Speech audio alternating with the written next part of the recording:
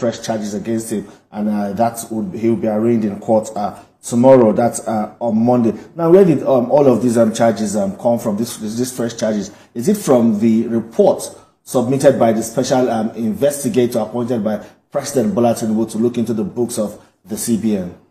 No, there are now two charges. First of all, there was a charge before the FCC High Court for which he was arraigned. At the first instance, it was a 6-count charge, which eventually was amended to 20-count charge. That trial is still ongoing, but this is a fresh arraignment that will happen in Lagos.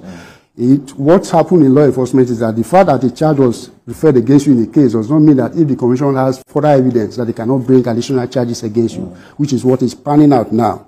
So we simply have fresh information that we want to charge him for. And the essence of doing that is that if you file a charge, for instance, the matter in Abuja is a money laundering charge. If you have other evidence that you want to see, probably want to recover proceeds of crime, and that information is not before the court cannot give you what you didn't ask for. So we simply have fresh evidence that we want to take on. That's why we are really. So this fresh evidence now, is it connected with the report of that special investigator appointed by President Tinubu? EFCC is not working solely based on the report of the special investigator, but that can be a basis for further action by the EFCC. You have seen that report? Yes, definitely, EFCC has access to that report, but we are not working solely on the strength of that report. The Commission has the power to generate its own investigation. Because, the statement from the presidency says, with the completion of that assignment given to Mr. Jim Obaze, all appropriate law enforcement and regulatory agencies are already conducting follow-up action. So that's what I'm asking now. What's the EFCC's follow-up action in this regard? I can't come on television and to start telling you a secret of trade. I've told you that we have access to the report, and we have started with a fresh charge against him. Where that is going to stop, I can't tell you now, but we're on top of the situation. When President Bola Tinubu assumed office, he declared a zero tolerance for corruption. And we saw that demonstrated when the now suspended Minister of Humanitarian Affairs was asked to leave the scene so that investigation will be carried out into the activities of that ministry. And since that time, we know she reported at the EFCC office, but so far we have not had much on that case. Yeah, the reason why you have not heard anything lately is because that investigation is still ongoing. And when it's due for prosecution, if we have the evidence to proceed to prosecution, I'm sure the media will be fully informed. So right now there is no evidence? I'm not saying there's no evidence. I'm saying the matter is still under investigation. That is the reason why I'm not talking so much about it. But when the case has matured and we know we have the evidence to go to court, you will hear from us. But now the question is how soon, because there is already a vacuum in the Federal Executive Council, and as the Federal Executive Council stands now, each minister represents their states, and the position, or should I say now the slot of Cross River State is vacant at the moment because of this ongoing investigation. Is there a timeline when this will be concluded and everyone will know the fate of that matter? Well, regarding the issue of whether there's a vacuum or not, that is a political matter. It's not within the purview of the EFCC. Ours is to investigate a matter that is important to us or a matter that we have evidence that needs to be investigated. Like I told you, we are doing our bit.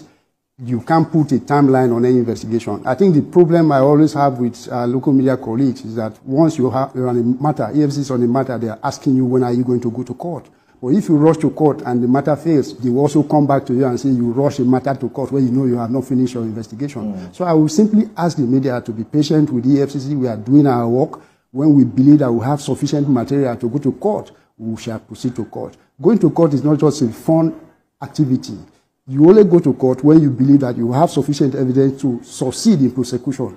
If you're also looking at asset recovery, you go to court when you know you have what the material that you place before the court can get you the asset that you want to recover. So when the time comes, we will cross that bridge. Good evening. Let's start with what's been trending about the EFCC lately, and that is with the prosecution of the popular cross-dresser Idris Okuneye. I watched the Micon podcast where a prominent human rights activist, Chidi Odinkalu, accused the EFCC of just witch-hunting him. And he's even saying that prosecuting him for mutilation of the Naira is not the prerogative of the EFCC. Rather, another law enforcement agency should have been allowed to do that. Well, thank you for that question. Idris Okuneye was arrested based on the intelligence that we received concerning him spraying and stamping on Naira notes at a social event. And based on that, he was invited to the EFCC, and after the investigation, he was arraigned in court, which is the duty of EFCC to investigate and arraign suspect of economic crime. As the situation panned out, he pleaded guilty to the charge, and then the judge reserved judgment till April 9 for judgment. Having said that, regarding the comment by Chidi Odikalu is a respected voice in the civil society realm. So he has the liberty to express his view concerning any situation in the country, and I respect his view. But if you actually read what he said, he was not complaining whether the EFCC had a case against Idris or not. He was saying that the Idris matter was trending over the power tariff hike situation. That was his quarrel with the EFCC. He also said it's an abuse of power by the EFCC. Yes, he was claiming that the EFCC has abused his power by going after Idris. I think Odikalu didn't read the CBN Act, because the section 21, subsection 3 of the CBN Act made the activity of Idris a criminal offense. It's an offense under the law for you to spray or stamp on the Naira. And the EFCC, by law, is given the power to enforce all economic and financial crimes under the Nigerian law. So how many bobriskys now is the EFCC willing to prosecute? Because on the social media, there is a trend already of these Naira mutilation. You see at parties, people spraying Naira notes and all of that. And people are beginning to say that if the EFCC wants to toe this part, this might be a distraction from the bigger picture. No, I don't think the issue should be about Idris Okuneye, really. What the FCC has done basically is to send a force, because every Nigerian should be worried about the way we treat our currency, the way we spray currency, the way we stamp on Naira. I don't think there's any other country around the world that treats its currency like that. And it is something that we want to correct, because the law does not allow it. The fact that the law has not been enforced over the year does not mean that if EFCC now decides that it is time for us to actually go out and enforce the law, that you are doing the wrong thing. From the reception I've seen, all the commentaries that I've read on the social media and even the mainstream media, I think 80% of those comments support what the EFCC has done, because all of us believe that something should be done about the way we treat the currency, the Naira. And before bobrisky matter, I think there was another Nollywood actress that was also arraigned and convicted. And we believe that the more we take on some of these so-called celebrities, the message will get to all across the country that it is not right to treat our currency the way we treat it. So in the coming days, should we expect the EFCC going after some of these influencers and celebrities who are in the habit of mutilating the Naira? I wouldn't say we are going to go after influencers. We're not targeting a special segment of the population per se. We are just enforcing the law as it is. And it cuts across whether you belong to the upper echelon of society, whether you are in the banking sector, whether you are an Hollywood star or not.